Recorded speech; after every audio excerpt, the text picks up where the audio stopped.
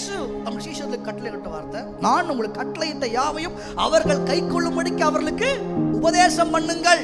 நான் சொன்னதை தான் நீங்க என்ன பண்ணணும்? உபதேசம் பண்ணணும்.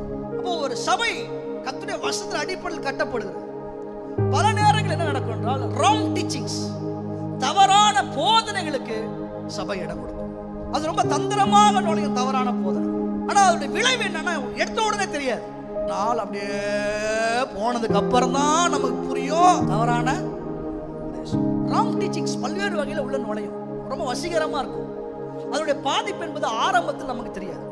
ஐயோ தப்பு நடந்துருச்சு நீங்க சுதாரிக்கிறதுக்குள்ள ஹோட்டல அடிச்சு துவைச்சு முடிச்சிடும், சபையை கெடுத்துடும், விசுவாச வாழ்க்கையை கெடுத்துடும், பாவம் உள்ளுக்குள்ள ஊடுருவிடும், ஒரு சுகபோகமான வாழ்க்கையை நோக்கி நகர்த்தும்.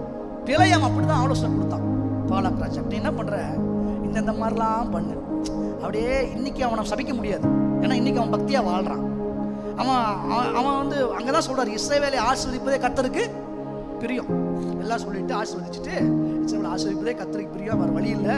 ஆனா ஒண்ணு பண்ணு. ஏன் அவன் ஆசீர்வதிக்கிற பிரியமா இருக்கிறாரு அவர் அப்படின்னா, அவன் அவர் வார்த்தைக்கு ஏற்ற மாதிரி அப்படியே ஒப்பு கொடுத்து வாழ்றான்.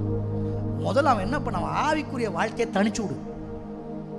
அதுக்கேற்ற மாதிரி இப்படிலாம் பண்ணு, இப்படி பண்ணு, இப்படி பண்ணு, ஸ்லோ ப்ராசஸ். தவறான போதனை அப்படியே உள்ள நுழைஞ்சு நுழைஞ்சு நுழைஞ்சு நுழைஞ்சு நுழைஞ்சு ஒவ்வொன்றா வந்து வந்து வந்து வந்து வந்து உன்னோட வாழ்க்கைக்குள்ள அப்படியே வரும். என்னுடைய பிள்ளை விழித்துக் கொள்ள வேண்டும்.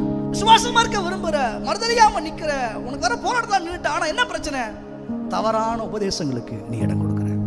ஆண்டவரே, தவறான உபதேசங்கள், நூதன உபதேசங்களை ஆண்டவரே கண்டு நான் ஏமாண்டு விடாத படிக்கு இந்த வசனத்தோடு உள்ள என்னுடைய தொடர்பு ஸ்ட்ராங்கா இருக்க உதவி செய்யுங்க ஆண்டவரே.